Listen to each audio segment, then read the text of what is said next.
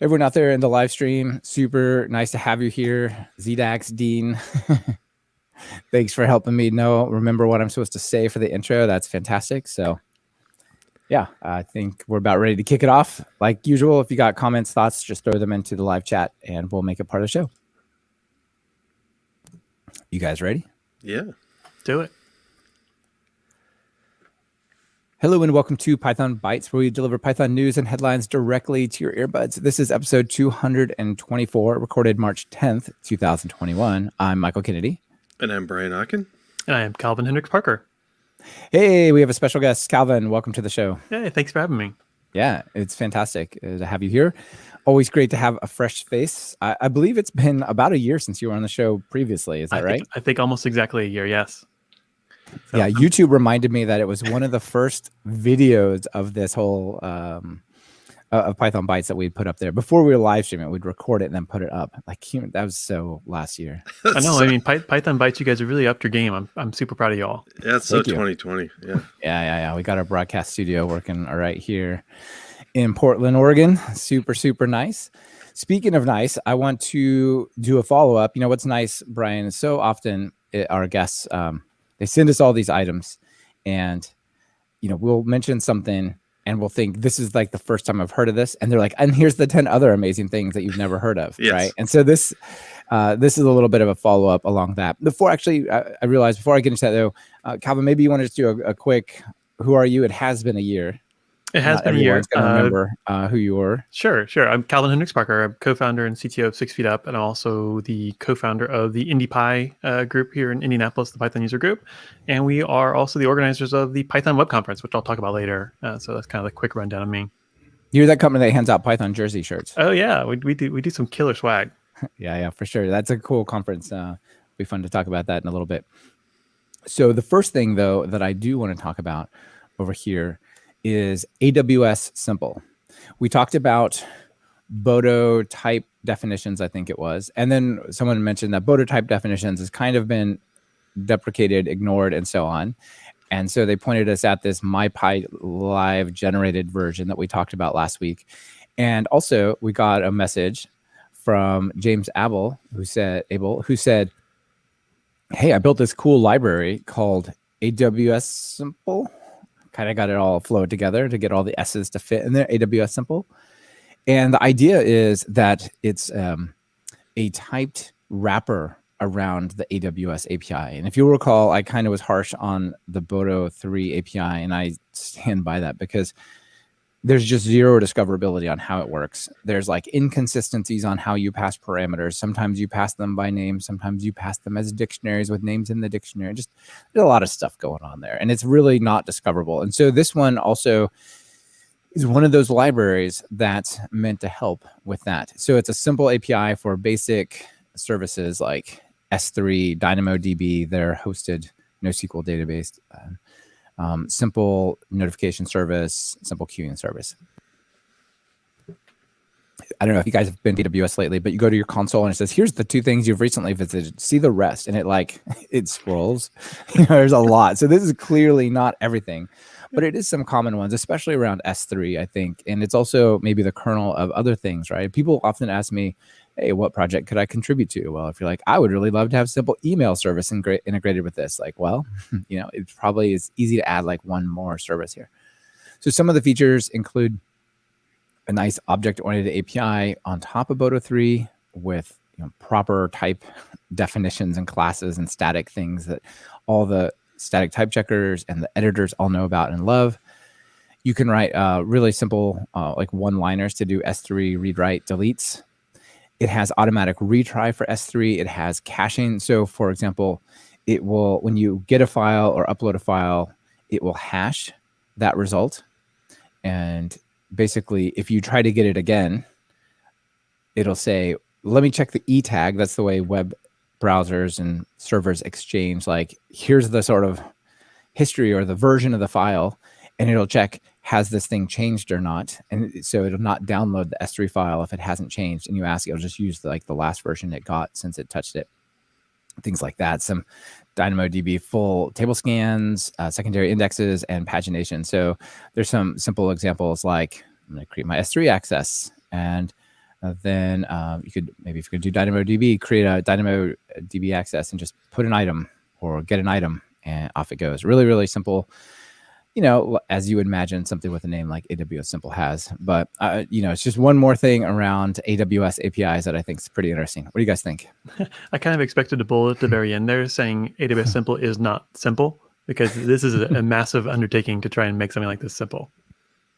Yeah, absolutely. I totally agree with that. I mean, it's pretty neat. Over in their documentation, they've got a little more examples and a quick start guide and how to use it and so on. But yeah, it's pretty easy. You just do like S3 create bucket, S3 write string to this key, and so on. It's quite easy. So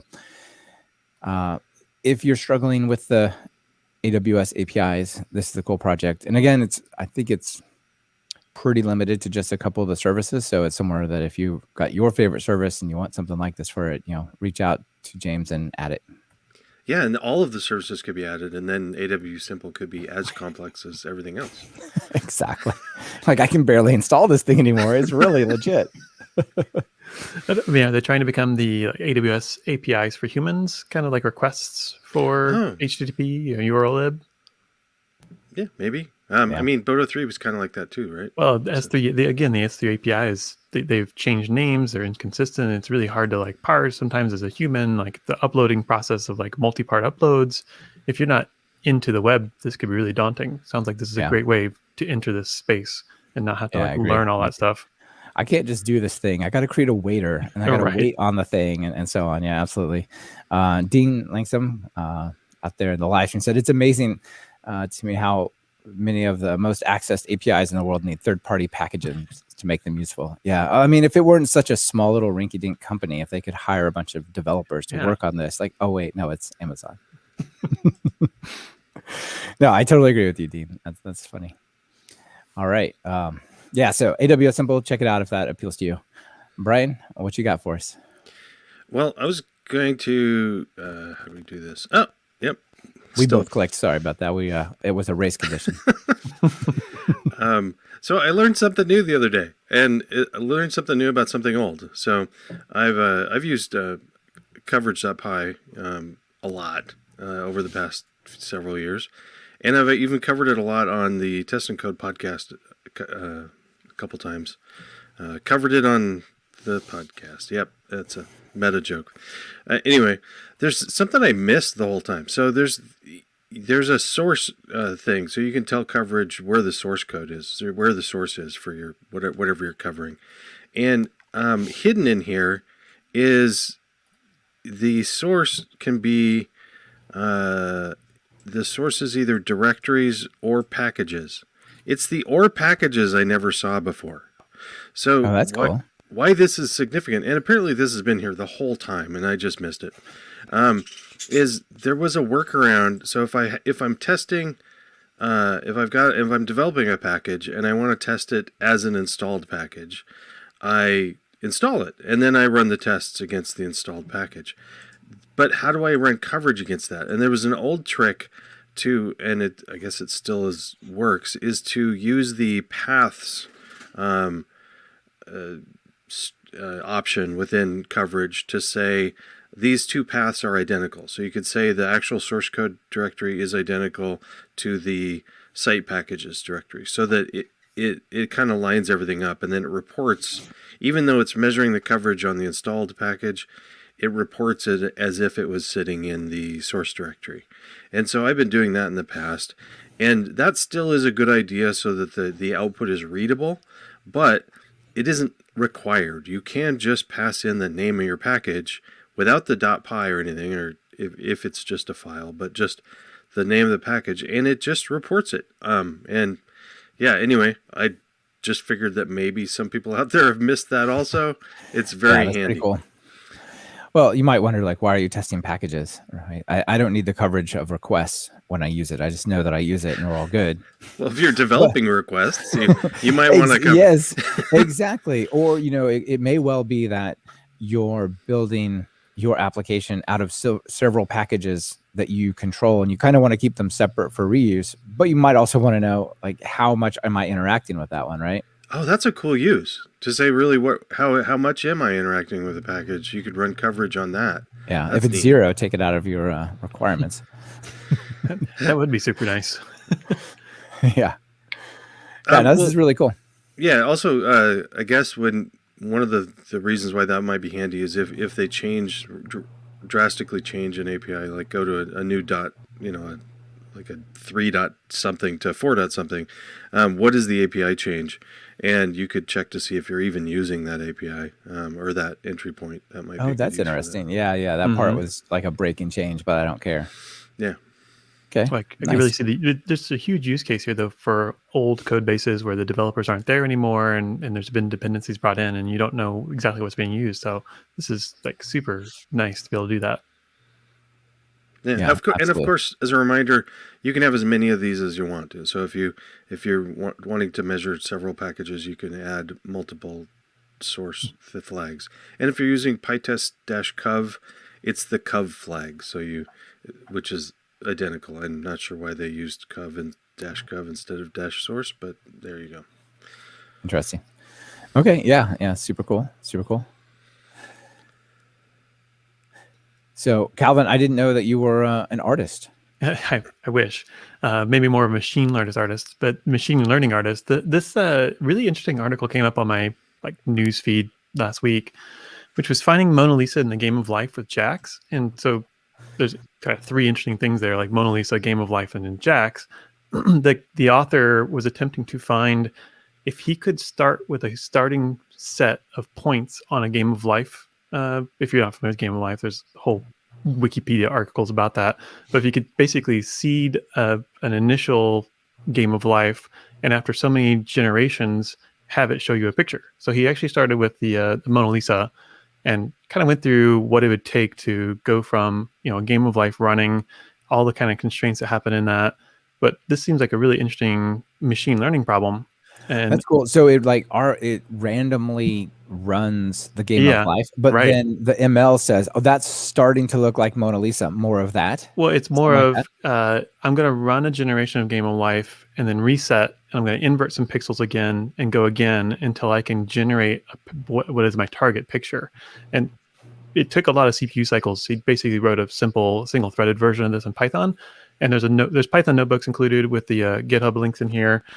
But it took days of CPU time for him to run the initial 4 generations to see if he could even make this be possible. Mm-hmm. And then kind of went, and with any machine learning project, it's really important to understand the preparation of your data before you kind of go dive in. So what I also thought was interesting in here is he talks about the preparation of the data, kind of down here, pre-processing, using PIL to understand how to generate that target first. Yeah. Give the game of life algorithms a chance of getting it correct. Came into really halftones would work better because there's some constraints around game of life that the whites can't be too contiguous because they'll kill each other and it ends up being all black. But at the end, the kind of goal of this was how fast can we now do it? Take the single-threaded Python example, which took hours or days of CPU. Can we actually do it on a GPU? And so there's a JAX library, which is a machine learning library in Python that allows you to actually super parallelize the problem. So if you can actually slice the problem up, shows kind of an example here in pictures, which is kind of nice for a person who doesn't do a lot of machine learning. They actually kind of show you what the process looks like and hyper parallelize this. Basically, in 40, he went from days of CPU time down to 40 seconds to get through the first. What was the final time? 40 seconds. It was ridiculous. It's 1,000 iterations. So the first one was four generations, took days. The next one where he did it with JAX was 1,000 iterations, took 40 seconds on a Google Colab GPU. So JAX is basically a Python library. I've got a quick start over here. Okay. Neat library that actually you kind of have to alter your brain to a little bit to how you code so that you can code in a way that can be hyper parallelized across all the GPUs. So, for people who aren't familiar with GPUs, which you may not be, because good luck getting a GPU right now, they're unobtainium at this point. But if you did have a GPU, you can take advantage of those, how many cores are in some of these modern GPUs, thousands in the new NVIDIA ones. Every time that I try to think about and try to conceptualize how fast and how much these things can do, I'm like, whatever that is, it's probably off by 10 or many, many more. Yeah. Factor of 10, just ramp that up to beyond what you can think is reasonable. It's right. You think of, we've got a, 500,000 polygons on the screen, and we're going to draw that. Oh, we're actually going to do that 200 times a second. Right. So what's interesting is if you are doing some machine learning experimentations, learning a tool like JAX may actually help you speed up your iteration so you actually can get some useful results out of it. Because a lot of machine learning is kind of picking out what your base algorithm is going to be, but you have to run it enough to know whether your algorithm is getting you the results you expect. So being able to run through those algorithms quicker with a tool like JAX, I think would be super beneficial. Yeah, absolutely. That's super neat. And I think the biggest takeaway here is JAX, actually. Yeah, right? that was the end goal was like, can we talk about JAX? Because that's a really cool library. Well, and a cool logo, by the way. Yeah. Yeah. I love it. The logo is super cool, actually. I like it. Yeah, but definitely, and I think they have support for tensor processing units as well. So not only GPUs, but if you're doing like TensorFlow stuff with tensor GPUs or tensor processing units, so you can take advantage of those as well. Yeah. Okay. Super neat. I want to talk about something that's not as neat. Maybe it'll get you excited, but in the wrong way. This one was sent over by my friend Mark Little, fellow Portlander, and a follow-up related one sent over by Tony. So linking to a couple of articles here. And recall we talked about Google coming on as the visionary sponsor. One of their primary goals that they wanted was to improve the package security. You think about some of the things that have happened recently that are super scary. One, the Outlook catastrophe that 60,000 companies have been like taken over, and then the SolarWinds one as well. And I think they're somewhat related, even though they're not the same origin or the same type of hack. The SolarWinds one is one of these supply chain vulnerabilities and these breaches, right? It's one thing to say, I'm going to protect against somebody breaking into my website. I'm going to run the proper firewalls, low privileges, everything's patched, et cetera, et cetera. That might still not be enough, but that's like a good start. But do you think about, well, next time you pip install the new version of package whatever, what if it was influenced with some kind of negative package that had some vulnerability that then got into your servers and then went on? Like the supply chain story around all of these package management places is scary. I think that's not what happened to SolarWinds. They just had the password SolarWinds 123. That's a different type of problem. But those darn interns. Exactly. But the problem that it might be untrustworthy to install all of our beautiful open source things. I don't know. It's very scary. Like, what do you guys think about this? But it seemed like this went even a level deeper. There wasn't even scary to install the open source things. It was dangerous to install your own private package names if someone knew about them and had put them into a public repository with a newer version. Yeah. So let me read the titles here for people who are listening. The Python package index nukes 3,653 malicious libraries uploaded soon after a security shortcoming is highlighted. And the other one is poison packages, supply chain risks. Users hit Python community with 4,000 fake modules. And these are basically the same. I don't know if like one's rounding up or whatever, or one's counting multiple incidents. But the idea is there's this form of type squatting that's pretty sketchy. So we've covered this before where if you have, maybe I want to use the audio library, asteroid singular, but then somebody puts asteroids plural, that is a virus, and it could just as well have exactly the same code plus the virus. So it looks like it works. You wouldn't even know that it's not working, right? Yeah. And that's quite the problem. But here the highlight is, what's it called? Like, I think one thing was calling it evil twin. Another, this is a research by Alex Beerson. And basically, there's a lot of people who are using private package repositories, right? Like DevPy and things like that, Artifactory, where you have a local one. But if you ask for something public, you can just ask your local one, and the local one will go out and ask the public one. So as you were hinting at, Calvin, the problem is, what if I just have like data layer or e-commerce or like some random thing that might be an internal package name? Maybe if it's what I think the real problem was, they were saying if you don't secure your server right, you just post a higher version on the public one than on the local one, and it'll go, oh, well, there's a newer one over there. I better get that. And we'll just go grab the virus. I'm also surprised that folks aren't pinning the versions of their internal packages as well, because this would satisfy solving that problem. Is if you had, like, we use pip tools, pip compile to make sure we got hashes and versions for every dependent package. But yeah, if you didn't do that, you were absolutely susceptible to this. Yeah. So just people check this out. It looks a little scary. You two tell me if you think I'm crazy. I'm getting to the point where I'm really freaked out about like these kinds of things. And especially, people send us stuff. They're like, oh, check this out. Here you go. Like, I'm not pip installing those things locally and trying them. No way. Right. I'm going to install them in some isolated environment.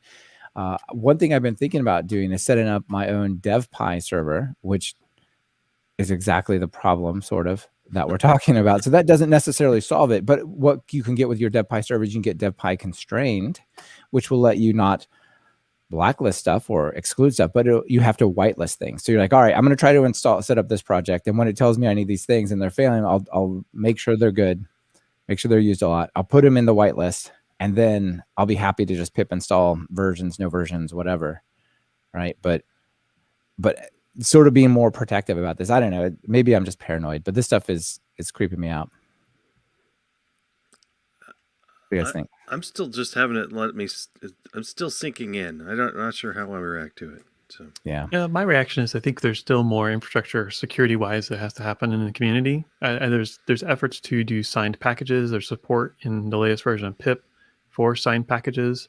And there's also some good hygiene behaviors. But it's true, if you want to just try out a package and you just did pip install from your command line, you're typically not going to specify a specific version, and you're going to get whatever just comes off of PyPy with it.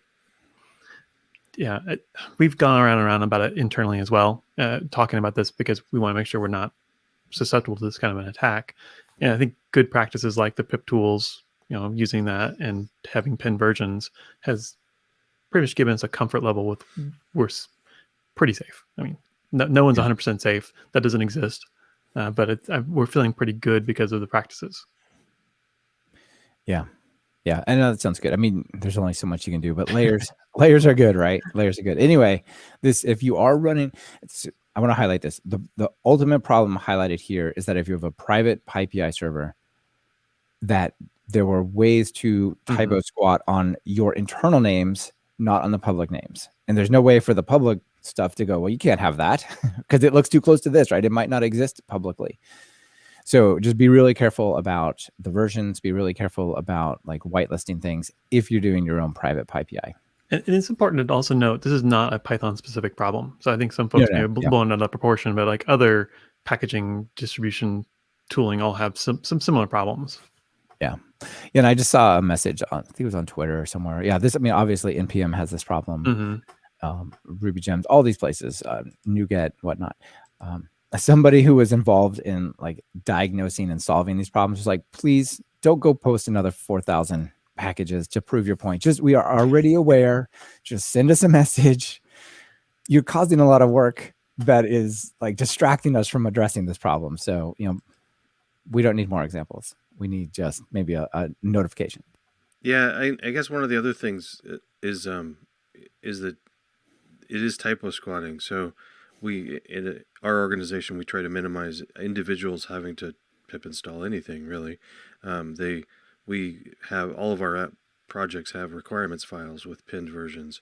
So they're not going to type the name of anything. It's going to have to be in a requirements file first.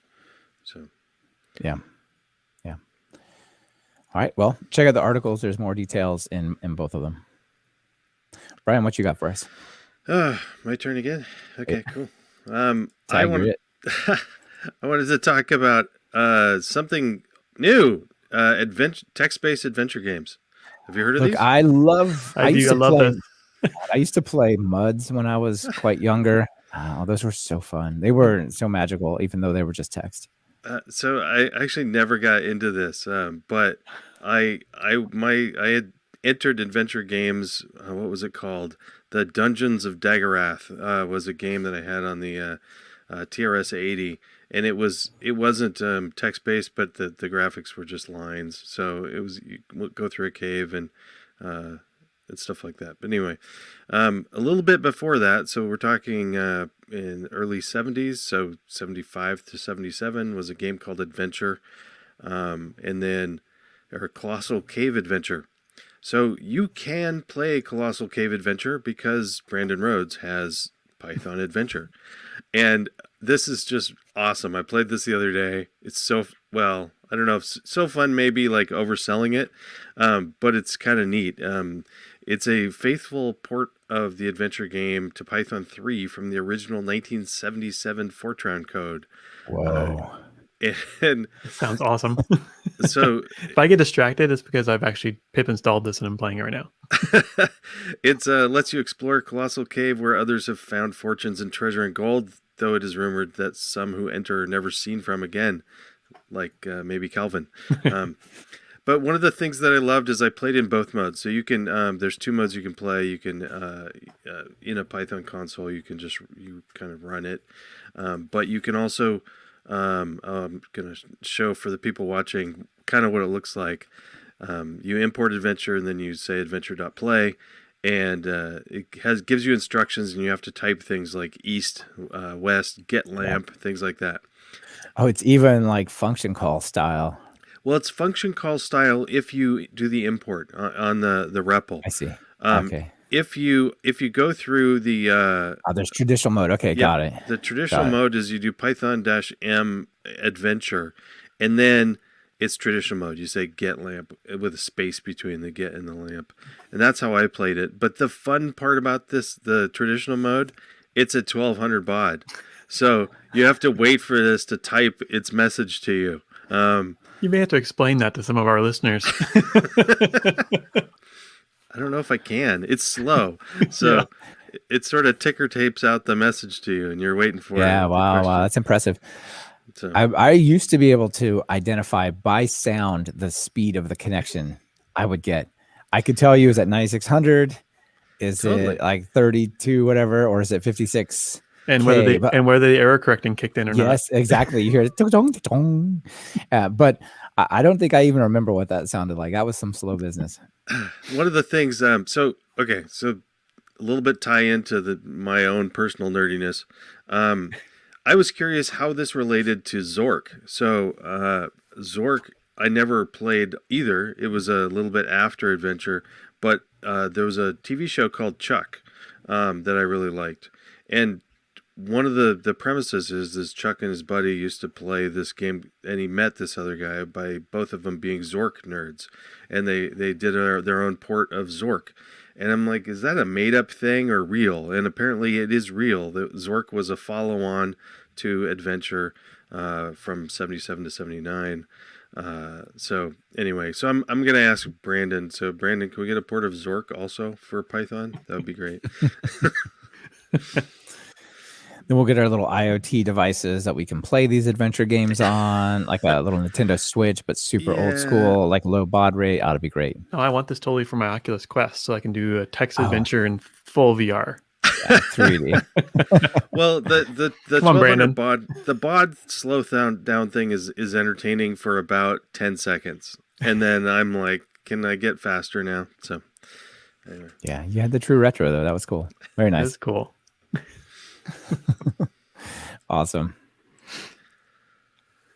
All right. So for those of you who are Django nuts in the audience, there is a new long-term support release coming up for Django 3.2.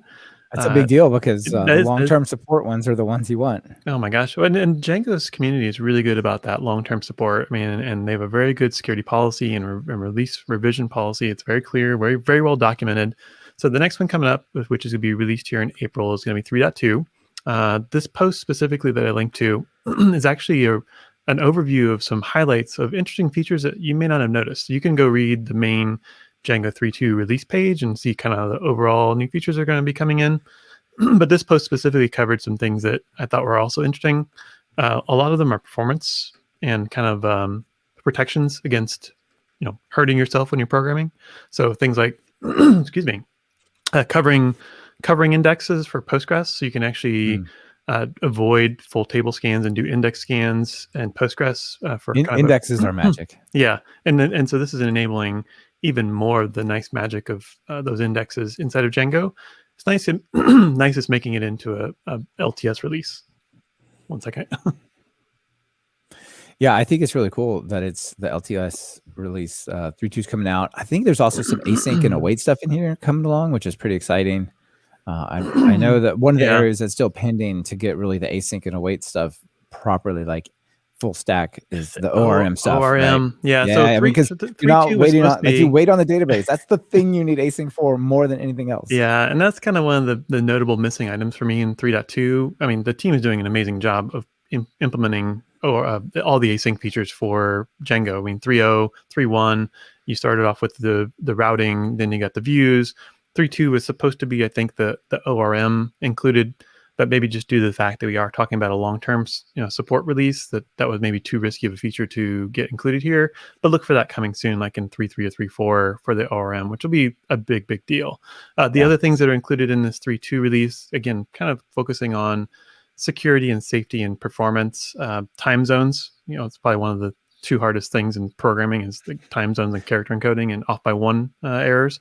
So there are going to be some trunk date stuff in here that actually helps you assign a default time zone in case you didn't put one. There's going to be some cool stuff for people who like unstructured data, the JSON object DB functions. So you'll actually be able to assign some DB functions that can produce JSON mapping type objects for key value pairs where you pass in database functions to operate on it. There's going to be some cool stuff around signals. There's a SYN robust, which didn't log exceptions, but now will, so you don't have to. Are there themes for the admin section? Is that coming in this one? I know that's something they're working on. I don't know on the themes, but I know for the admin section, and this is a common thing I've done in the admin, is sometimes you want to put computed fields into the admin pages for like your objects. There's going to be a new, what is it? There's a new value, not a value expression. Oh, the display decorator. So you can actually make creating admin fields a lot cleaner. The kind of syntax for it previously was just a little convoluted if you were not used to it. And so as a new person, you may not have figured out how to do it very easily. So there's a new decorator that actually makes that super easy to do. There's some other performance things around the database with query sets, with aliases. So you can actually create like reusable aliases for things that you're selecting against. So you can use them as like filters or like kind of combined statements. So it doesn't do two subqueries instead of, it'll do just one. So a lot of cool performance. And again, these were kind of the less notable, but really kind of important features that are coming into Django 3.2. Yeah, very cool. And like I say, you can see all the other stuff. There's a bazillion things coming up in 3.2. These are just some of the small ones, but there's some of the important ones. That's cool. Yeah. When is this coming out? April. So we should see it next month, very soon. Yeah. Awesome. Well, that's great. If you're into Django, that sounds really like a big deal. It is. It is. All right. Brian, anything else that you'd like to throw out? Those are all of our items. Anything extra? No, I don't have anything extra this week. How about you? Oh, I've got a couple of things I would like to touch on. I heard some amazing stuff. I heard that Python open source stuff is on Mars. Yeah. But what I want to say is Python is on Mars, ? Because what I found is if you go look at, there's this thing called F prime that NASA open sourced. Awesome. And if you go over here and you look at it, this is the flight control thing that is for embedded system flying, including that little helicopter, which is pretty awesome. It has 16% Python and 44% C++. But if you look at the Python bits, so much of it seems to be around the like the training pipeline. So my theory is I didn't see any stuff in like the real like running regular bits. I'm thinking maybe it's trained with Python locally and then the models are put on the helicopter and flown with C++. If somebody knows for sure that Python is on Mars, with details, let me know. That would be awesome. But yeah. I still think it's cool that Python's involved here. Yeah. All right. So that's one quick one. Number 2, just released a new course. And this one is a little different. So it's full web apps with fast API. And Fast API is awesome for building APIs, but there's like 3 or 4 features of Fast API when put together in the right combination, make it sort of a equivalent framework to what you would get with Flask. So if you're thinking, I would love to use this beautiful API with really nice decorators, with really nice async support, with Pydantic and all those awesome things that it has, but I want to build a web app with it. Well, I just launched a course on that people can check that out. That's really awesome. Like basically I've built some APIs with Fast API and I need like 4 or 5 more pages to round out the app. Do I have to have a Django plus Fast API multi-deploy thing? Like, no, actually. And this is all about how do you do that. So people can check that out. That's fun. Super excited about that. That's cool. Yeah. Yeah. Thanks. Over on Talk Python, I'm giving away 5 tickets to PyCon, 1 a week for 5 weeks. So if people want to win a free ticket to PyCon this year, it's virtual, so you can attend from anywhere. There's not the challenge of, well, I got the ticket, but I need the $1,000 for the hotel, right? Like that's not a problem this year. So I think it's really cool. Decided to run a thing on a contest on that. The link is in the show notes. We got a couple questions saying, hey, we heard about this live stream because we're listening to the podcast. How do we get to this live stream? This is awesome. I think it's fun, Brian. I'm enjoying doing the live stream. What do you think? Yeah, it makes it a lot more fun. We get our listeners who come in and give us comments and all that stuff is great. So if you just go to pythonbytes.fm/YouTube, right at the top, there'll be upcoming live streams and you can say, click the button to remind me of it and so on. So that's how you do that. Last thing, I got a chance to talk to the medical community and the medical research community around Python over on this podcast called the Finding Genius podcast. And it was just a lot of fun to speak about the advantages of Python for like medical researchers and folks like that. So I'll link to that podcast as well if people are interested. Yeah, Calvin, anything else you want to throw out? I know you. I do. I wore my shirt. I know you were fully outfitted. So yeah, man. I've actually got 2 things. One, before I get to Python Web Conference, the DjangoCon Europe 2021 call for papers is open until April 1st. So if you're interested in talking at DjangoCon Europe, it'll be a pretty worldwide conference. It was last year. It was a lot of fun. We actually did it on the same platform as we did the Python Web Conference, which is the other thing I wanted to mention in the extras. So Python Web Conf 2021 is coming up in about, it'll be a week or so after you probably hear this, March 22nd through the 26th. We've got an awesome lineup this year again, even better than last year. Michael's obviously back and be speaking at the conference. But we've got about 60 speakers, almost 20% women.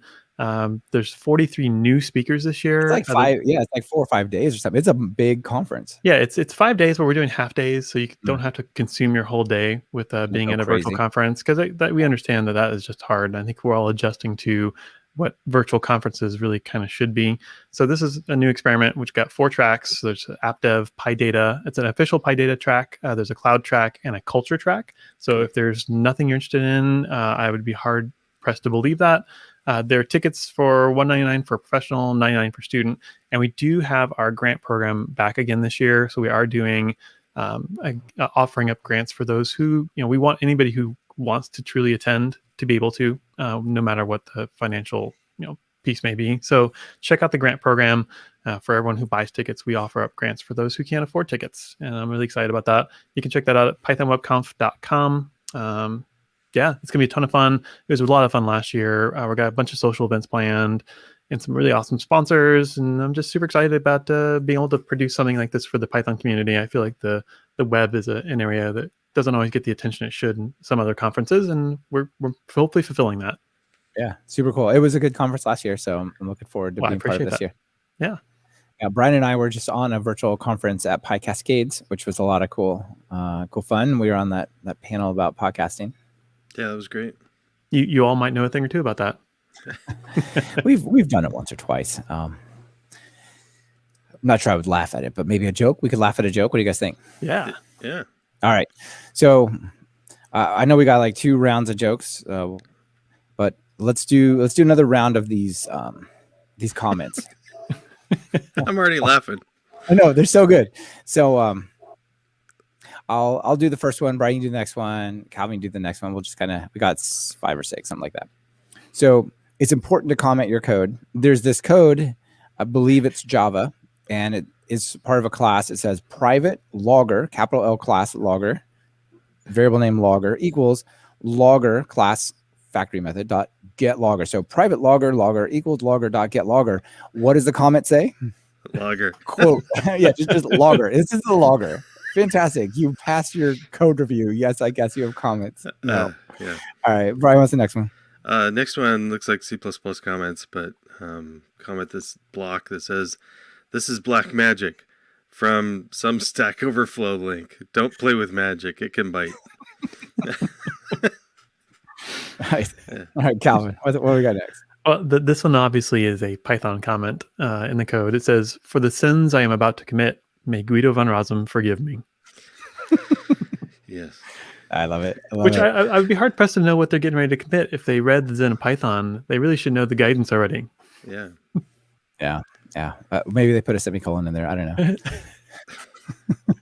know. All right. The next one is remove this if you want to be fired. Remove the comment or the code below it? We don't know. Yeah. We don't know this. We don't know. Next is a try except block or a catching exception with just a comment in it that says, "Houston, we have a problem." There's no code there though, so you're just yes, we do have a problem. You're just catching a raw exception. Don't do that. Exactly. All right, what's the last one? All right, the last one here is a definition of int get random number, and the body of the function is return 4, and the comment says, "Chosen by fair dice roll, guaranteed to be random." Maybe once. Was this a real code someplace? I mean, come on. Yeah. Oh, there's all sorts of good ones here. Yeah, they're beautiful. One of them that's not on the list. The comment is just, "I need to find a better job." All right. One more. Who put this one in here? I threw that in there. Let's about this one. I'm kind of a car nut. So if you kind of exactly like hover over just the first half of the picture, you see a guy in a Ferrari like waving, and it says, maybe rolling in the Ferrari. It says using Linux, and then ... in Windows with WSL. And if you scroll down, you see that the Ferrari is actually on a tow truck flatbed being driven someplace. And the guy's in it. Yeah, like if he's driving it. Right. He's cool. Very cool. That's funny. Glad ZDAX that you guys like the jokes out there, and Dean as well. Yeah, and I commented in the chat that you can increase your odds at winning the PyCon tickets by laughing at the jokes. Yeah, absolutely. That's we'll put you in there twice if you true. laugh last for sure. That's how it works. It's like the dad jokes of programming here. Oh yeah, of course. Yeah, we're all that's dads. like half our show. That's half our we show. all qualify. For sure. All right. Well, Brian, thanks for being here as always. You. And Calvin, thanks for joining us. Oh, my pleasure. I really enjoyed it.